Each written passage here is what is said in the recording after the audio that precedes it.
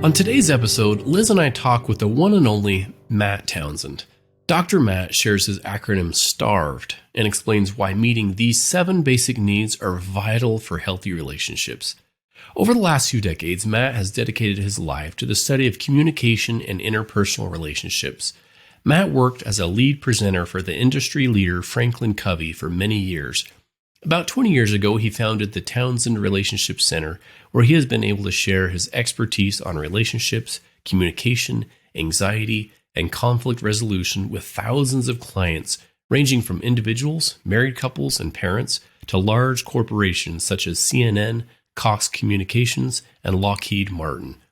Dr. Matt earned his bachelor's and master's degrees in communication, a second master's degree in human development, and a doctoral degree in human development. He is a weekly contributor to KSL TV show Studio 5 with Brooke Walker. Matt's book, Starved Stuff, The 7 Basic Needs of Healthy Relationships, is a popular pick among those searching for better relationship skills. He also has many online programs available on marriage, dealing with anxiety, and parenting. Matt is active in his church and community and enjoys swimming, playing tennis, and spending time with his wife, Marty, of 32 years, and his 6 children, 4 in-law children, and 5 grandchildren. We hope you enjoy the show.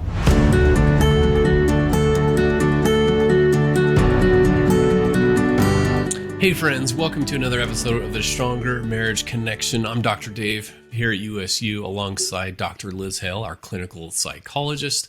And we are so excited. We're bringing you the best tips and tools and some research and resources to help you create the marriage of your dreams.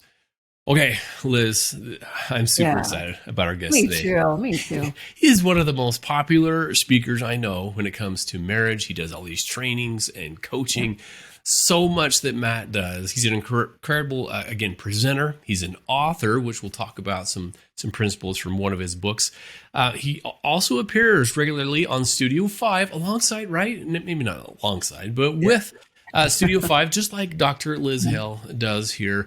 So excited to welcome Dr. Matt Townsend to the show. Welcome, Matt. Thank you, guys. So good to be with you. I've watched this thing grow. I love watching you guys make relationships better and easier. Likewise. Back at you, Matt. Yeah. So Matt's a friend of both Liz and I. I've known him from the Utah Marriage Commission. Liz has been on the Utah Marriage Commission. They have other connections. So we're excited to have Matt on with us today. Matt, it took us long enough to get you here, my friend. You're a busy guy. You have a lot of new things going on, which we'll get to, and you'll be able to plug as well as we go along. So we appreciate you making time for us today. I'm honored, and sorry it takes so long. I wanted to be on so much earlier. Hey, you're doing so much good for so many people. Matt, can we start off really our discussion by just briefly discussing what's going on with marriages today and the serious struggles that people are working through? What are you seeing in your practice, the coaching? What are couples coming with today? Yeah, great question. So in my program, and just I do a lot of coaching, and so a lot of them that have some real serious intervention issues, a lot of them are seeing the counselors, but most of them that come and see me, they don't know how to communicate. Number one, no one's making time the way they need to. We have a lot of people that are distracted in their lives, in their relationships. I see a ton of anxiety and depression, and that's now impacting the relationship. I think it's making a lot of us more reactive to each other, way less patient. I think some of our expectations about what a relationship is and how it should serve us personally, I think some of those expectations maybe aren't aligned to healthy long-term relationships. We might want to help people shift a little bit about their expectation. And then I just think people are tired. I think there's just kind of a general malaise, and because it's harder than maybe we thought it should be. A lot of us maybe thought that it would just be, love and harmony and peace and little, just beautiful little butterflies. And then at some point we have to work on it. And that's what I just see is it's just kind of a general, people are tired. And you provide help to so many, Matt. I mean, I'm on Studio 5 once a month. Matt, you're on once a week. And so many people turn to you for help and guidance. You've come up with an acronym, and I remember this from the very early start of our friendship, an acronym called S.T.A.R.V.E.D, S-T-A-R-V-E-D. And you've even written a book about the 7 basic needs of healthy relationship. Well, we'd love to go in deeper with this, if you'd be so kind. Let's start with the letter S, which stands for safety. Safety. And so what would happen is I started originally as kind of I was a mediator. I started mediating divorces. I thought that would be fun. As a child of divorce, I had this master's degree in conflict resolution. But as I would sit with these couples to begin with, I would notice they all pretty much had the same issues, the same triggers going on. And as I would see their issue trigger and start the next fight in the mediation, I started writing down these triggers. And the triggers ended up over time just very nicely falling into a pattern. And the pattern was what I called the starved stuff. And then what I would see is the minute the starved fired, they would start starving each other. So when one need wasn't met, the next need wouldn't be met. So the first need I noticed in a relationship is if we want to make a healthy couple, or anything, if you want to have a healthy employment agreement with somebody, if you want to have a healthy contract with somebody, we have to feel safe. And so what I teach is we got to feel physically safe so no one's going to be harmed physically. Socially safe so we won't embarrass each other. For some reason, my wife doesn't feel socially safe with me, right? Which I don't understand because I feel like I do a really good job of embarrassing myself. But she says it embarrasses her. So we have social safety, we have emotional safety, which is, can you share what's really in your heart? Is it safe to share? We have to feel financially safe so we have enough money. And then I say we have to feel spiritually safe so we have the same value system. And what I find is when we don't feel safe, it completely changes how we talk to somebody, right? So anybody out there listening, how do you communicate with someone you're not safe with? You don't. Or you do carefully. And then, so when safety's not there, what it creates is a bunch of issues and smoke. And then we fight about money. Like money's the issue. But what I found is the real issue, the fire, is the safety. Yeah, I like that, Matt. It feels like that's one of our core needs, right? One of these essential needs that we have, and that we do kind of mask it, and the evidence it produces itself manifests itself in other ways. What about the T? The T in the acronym STARVED stands for trust, you say. And the research suggests that trust really, it's foundational in a relationship. What's your take on trust? Yeah, trust to me, if you think about it, and again, we'll fight about what's on your cell phone. How come you keep hiding your cell phone? So the cell phone becomes the smoke, but the fire is trust. So to me, trust is 2 things. Trust is, I've got to be able to trust your character. So I have to trust that you're honest, you're decent, you're going to do what you say you're going to do. I also have to trust your competency, that you're actually competent at doing what you say you're going to do, right? So to trust your partner, it's like trusting a doctor. If I'm going to trust my doctor, I got to trust they're telling me the truth, and I got to trust they can deliver on what they say they're going to do. So to me, when both of those needs are met, we trust each other. And when the needs aren't met, it starts to impact kind of how I see you, what I have to do. So then I have to follow you more. I have to check your location. I have to check your phone. So now all of a sudden, all these other issues come up, and I always call it smoke and fire, because as a mediator and as a coach teaching communication, as long as we're just fanning smoke and we're not talking about safety and trust, we're not really ever dealing with the real issue. Yeah, that's so true. So we've got safety, we've got trust, then we've got A for appreciation. Appreciation is crucial for healthy marriage. You're so right. And why do we easily forget, do you think, Matt, to be grateful and to be appreciative? Well, isn't it weird? Because we don't account for our needs being met until they're not being met, right? So once we know they're being met, that's great. We just kind of move on. But when I talk about appreciation, the goal of the relationship is it should be appreciating in value. It should be appreciating in our excellence at doing it well, right? But and when I even think about appreciation, I almost think of like the 5 love languages, where And for me, I use a different approach a little bit. I call them love senses, where we all have a different style, maybe like a learning style, where we know we're loved through a sense. For example, I'm more of a toucher. I want to be touched to know I'm loved, but I'm also a hearer. So I want to hear love. But I'm married to a woman that's a seer, and she sees she's loved. So she likes to see me vacuuming, okay, in like a maid outfit, whatever. So I vacuum for her. And it's not even like a French maid outfit, you guys. It's kind of like a janitor from the Marriott outfit. But as long as I'm vacuuming, it makes her super happy.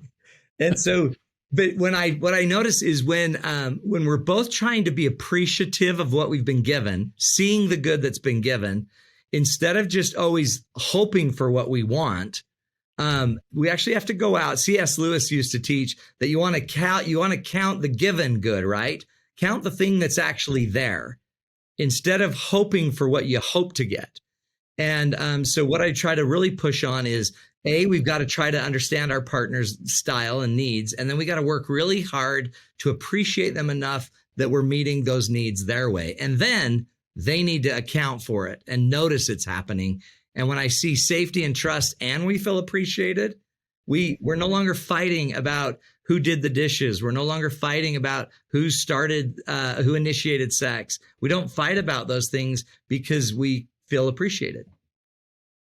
Yeah, I like that, Matt. And I like that you pointed out that we have to notice that, because it really starts with this awareness. Because some of the things I'm not even aware, of all the things that my wife is doing, for example, at home, until it's not done, right? Until the dishes are sitting there. I'm like, hey, what have you been doing all day? So it's this notice and aware of what's going on in her world. And then I feel appreciative and then I express it. That's right. I love that. That's right. In fact, I even do an activity where I have my clients, and you guys have done this and heard about it, where you just every night you identify 3 things that your partner did that day that made you feel loved, and you write them down, and then they write theirs down on the other side of the chart. And at the end of the day, while you're brushing your teeth, you're writing this down. You're communicating to each other what you feel loved by.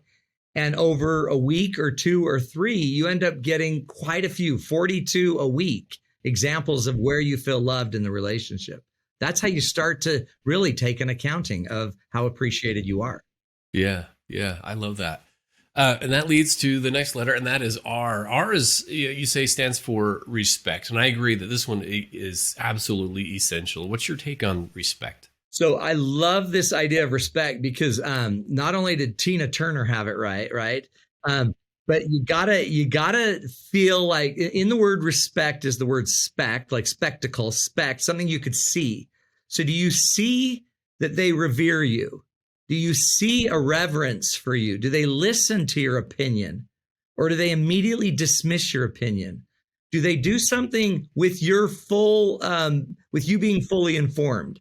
Or do they just bring home the car? Surprise, bought you a new car.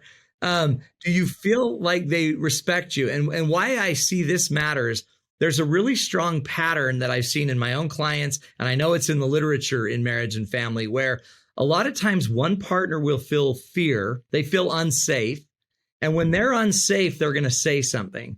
And when they say it, it shames the other. They feel disrespected. And then that shame makes that person make the other person afraid. So fear begets shame, shame begets fear, and it starts a spiral. And that spiral I call the S.T.A.R.V.E.D spiral. And now we're fighting over one partner's need to feel more safe, and then the other person feeling controlled. What do you think I'm an idiot? I'm not going to pay our taxes. And now we're fighting about taxes and money, and we spiral in fear and shame instead of, and then we, by the way, stay in the fight, but we never talk about fear and shame. What we talk about is taxes. And I want everybody to learn to stop chasing that high stuff, the smoke that irritates, and start getting down to the real fire, which is the S.T.A.R.V.E.D, the safety, the trust, the appreciation, the respect. That's beautiful. And then, of course, the next one for V is validation. Yeah. That's a good one. Please tell us a little bit more about this need to validate and to be validated. Isn't it interesting? Because to me, it's validation just simply says that you see I'm valid. You may not agree with my opinion. I may not be right on everything, but you don't blow me up to make a point. You allow my idea to stay there.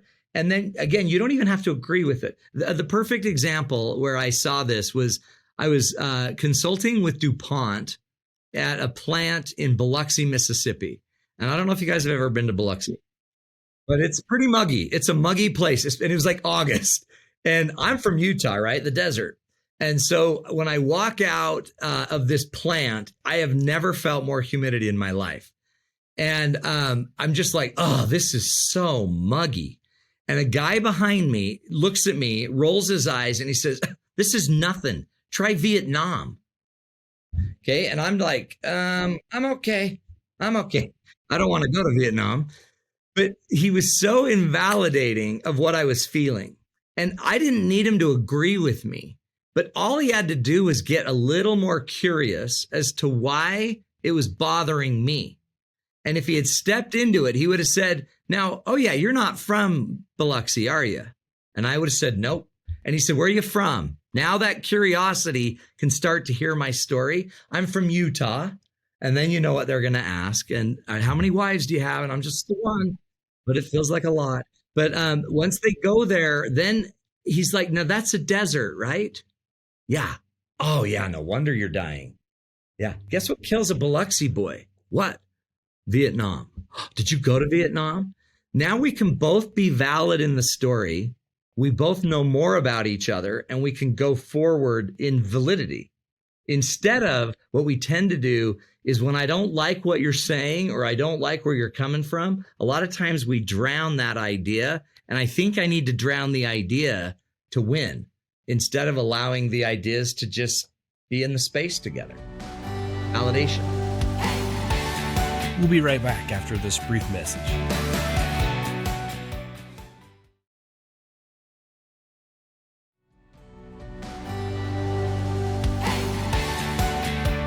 And we're back. Well, let's dive right in. The letter E in your acronym S.T.A.R.V.E.D stands for encouragement. Why is that so important in relationships? And what do you mean by encouragement? So humans are naturally drawn to positivity, right? It actually uplifts us. It excites us. We pay attention to the positive thing. And so encouragement to me is the idea to bring in, to be the cheerleader for your partner, to bring focus to what's good that's going on. The word courage, I love this word. It comes from the Latin word cor, the French word cœur, which means heart. So to encourage somebody means you are within their heart. You know what their dreams are. You know what their goals are. You know what their desires are. And you are doing everything in your power to cheerlead their desires, to be there by their side, help them get to school, help them do their thing that they need to do to be the best person they can be. And when they're down, we lift them up, we give them hope, and we might give them some guidance. But all in all, my heart is into your heart. My heart wants what your heart wants. And so to me, that's encouragement. And everybody needs a cheerleader, every relationship. I think that is something we're struggling from right now. We have a lot of people, I don't think, that know how to do it. I think a lot of us too are kind of zero-sum mentality where if I encourage you, then I won't be encouraging myself. So I need to have boundaries and only take care of my own needs. Sometimes that seems to be a message we're giving, but encouragement is me being there to cheer you on and have enough strength to get into your heart and know what your dreams are.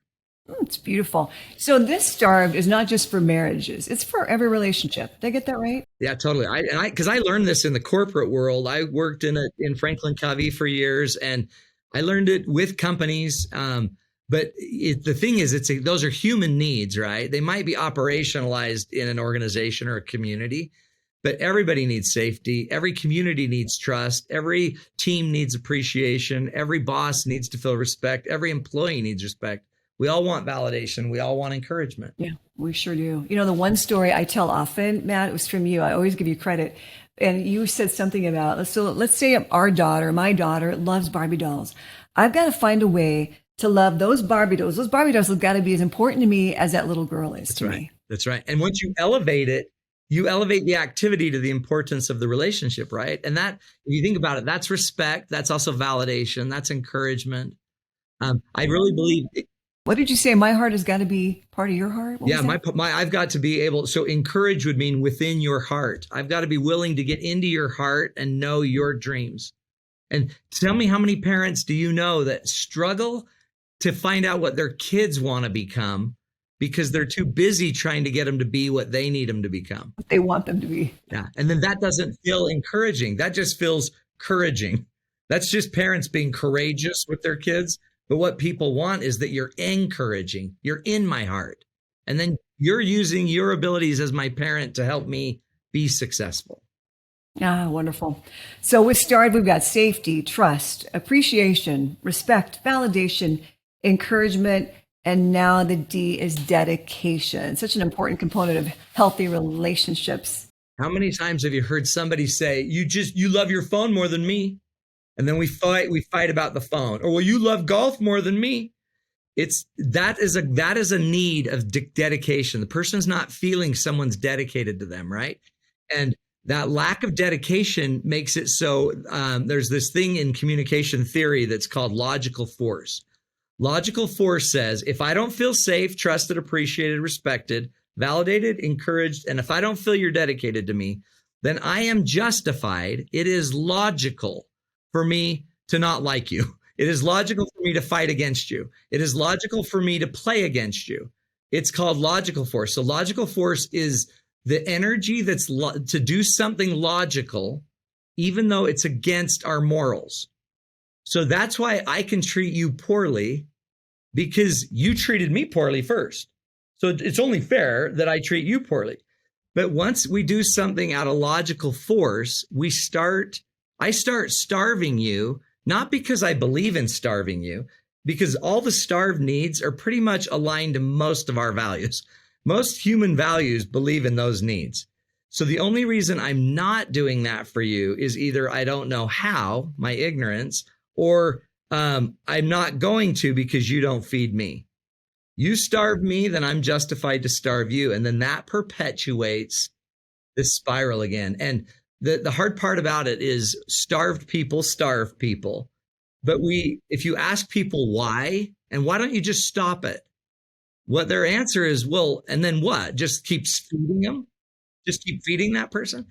But what I found is, no, but if you don't live your values, then you're the one that's hurt. And now you've become something you're not. And I actually think in a lot of relationships, that's what we're mad about. I'm not mad that you don't feed me necessarily, as much as I'm mad at what you've turned me into. You've turned me into somebody I don't like who I am. That's and then true. I project that on you, and that creates the energy. Blame that person, right? Yeah. Game on. Wow. Indeed. This is really, really helpful. We like to ask all of our guests this particular question. So, Dr. Matt, what do you believe is the key for a stronger marriage connection? Great question. To me, I think there's a couple things, 2 or 3 things, but one of them is basically, and I'll just have to paraphrase the quote by Timothy Keller, but it's basically every one of us wants to know that 2 things. We want to be known, right? But if all we are is known, it's kind of shallow. And we also want to be loved. But if all we are is loved, but we're not known, it's kind of shallow. But deep down, I think what all of us want to be is profoundly known and immensely loved. So if you can come to know my needs and my idiosyncrasies and my oddities and love me anyway, and show kind of a genuine, unconditional type of love for who I am, knowing who I am, knowing that I'm not the most responsible, or I'm not always on time, and I don't always cook great, and I'm not always dressed right, but you love me anyway. That's, to me, that's how God loves, but it's also what I think is the key to a relationship, is making sure those two needs are met. And here's the problem. It goes with the starved metaphor. A lot of us come to the relationship thinking the reason that need's not being met is because they are starving me. But some of us came to the relationship with an eating disorder. Meaning we don't know how to receive love. We never learned it. We don't know how to feel love because we weren't loved when we were younger, so we don't trust it. So the other thing I would just say is it's this attachment issue that a lot of us have. Some research believe right now about 60% of the population of millennials are struggling to have a safe, healthy attachment, where they don't know they're safe and trusted and appreciated, and they don't know how to get these needs met with their partner. And it kind of causes our typical fight flight pattern. And so the two things I would look for is try as hard as you can to do the feeding to grow the relationship. And if it's not seeming to satiate us, if we're not keeping the food, then let's get really serious about figuring out our attachment stuff. Go get some counseling. Go get the book Hold Me Tight by Sue Johnson. Go start reading about healthy attachment to others so that we can stop the fight or flight and start feeding. Oh, yeah. Good. I love that whole idea of some of us came into marriage with an eating disorder or an eating issue. That's just well said with your acronym of STARVED. We want to make sure that our listeners and viewers know where to find you, Matt. You have something really exciting going on right now online. Marriage Boot Camp. Yeah, Did I get Marriage that right? Boot Camp. What it is basically is, so I'm trying to put everything online. I've had workshops. I have dozens of workshops and literally dozens and dozens of hours, plus podcasts, plus all my Studio 5 appearances. It's all on a website called Becoming One. But if you go to matttownsend.com, that's the site where you can start to access it. Inside of that, I have what's called a 10-day marriage makeover. And it's just a simple program where I will send you out a video every week, but I assess you on a 50-point survey to figure out where you are in that starved spiral. And once you're in this starved spiral and you start throwing things back on each other, then you get very selfish, very reactive, very polarized, very negative interpreting, very hopeless. You start abandoning. And in this program, we'll show you how to start reversing that. And then you can get on our other program called Becoming One, which is just a subscription where we do coaching, skill building, and it's just a really flat, easy, inexpensive fee to get you all the tools that we can. And you can find those at matttownsend.com. That's fantastic. We're going to put all those links in our show notes just so our viewers and listeners will know exactly where to find you, Matt, and all the good things you're doing in the world. Thank you, guys. So good to be with you. Thank you for having me. Yeah. Hey, before we let you go, Matt, we like to kind of reflect back on our takeaways. If there's a message you want our listeners to know, what would you say that is? What's your takeaway of the day? Yeah, great. One is that it's not over until it's over, and don't give up prematurely. I'm a big believer that the majority of our relationship problems we're probably ignorant to. And I grew up in a family, awesome parents, but I remember them arguing, not in a mean way, but they just couldn't get along. And then they divorced when I was 8. And what I've been able to see and find and put together, there's so many powerful skills and there's so many places out there to get them. So just because the relationship isn't working doesn't mean it can't work. So don't give up. Number one. Number two, find the power in just the principles. To me, the power of STARVED is that those are 7 principles. And if I were going to teach like my daughter one thing on her wedding night, the only thing I taught her that mattered was that your partner's not going to bring you the peace in the end. And your profit and profitability and your popularity and your power, these things don't last. So if there's one thing that lasts, it's the principles: safety, trust, appreciation, respect, validation, encouragement, dedication. Those last. Invest in the principles. Learn character, learn communication, learn companionship skills, learn to change. Those are the principles. And keep listening to programs like this that are feeding more and more very strong, powerful, actually education-based, research-based tools to have these healthy principles in your life, and then get the help you need, then make the decisions of if we stay together or not. Don't make that decision without being seriously informed. Yeah, man, what well said. Yeah, thanks, Matt. Liz, what's your takeaway today? I think our greatest fear is being known. I think we're deathly afraid of being known. If you knew me, if you really knew me, you may deem me unbroken, unlovable, unworthy. But there's just no other way to get to feeling loved. I've got to be known by you. I've got to expose myself, who I am, my warts, my weaknesses. There's no other way to feel accepted, known, and loved. It's worth the risk.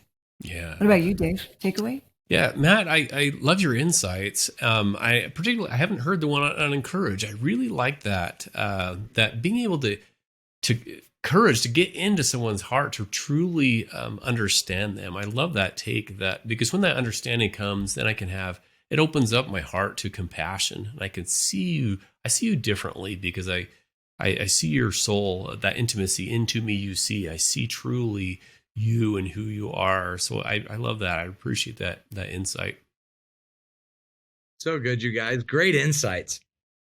Yeah. Well, Matt Townsend, Dr. Matt Townsend, we appreciate you, again, taking the time to share your insights, the resources, the many things we're going to put that in our show notes, but people can find you at Dr. Matt Townsend. Is it Dr. Matt Townsend or MattTownsend.com? It's just MattTownsend.com. Okay, MattTownsend.com is where you can go, and we'll put that in our show notes. And that will do it for us, my friends. Thanks for joining us again for another episode of the Stronger Marriage Connection. And remember, it's the small and simple things that make for a stronger marriage connection. Take care now. We'll see you next time. Thanks for joining us today. Hey, do us a favor and take a few minutes to subscribe to our podcast and the Utah Marriage Commission YouTube channel, where you can watch this and every episode of the show. When you hit the like button and leave a comment, your feedback helps us improve the show. And don't forget to share this episode with a friend. You can also follow and connect with us on Instagram at Stronger Marriage Life and on Facebook at Stronger Marriage. Be sure to share with us what topics you want us to explore or what you loved about today's episode. If you want even more resources to improve your relationship connection, visit our website at strongermarriage.org, where you'll find free workshops, webinars, relationship surveys, and more. Each episode of Stronger Marriage Connection is hosted and sponsored by the Utah Marriage Commission at Utah State University. And finally, a big thanks to our producers Rex Polanis and Alexis Alcott and the team at Utah State University. And you, our audience, you make this show possible.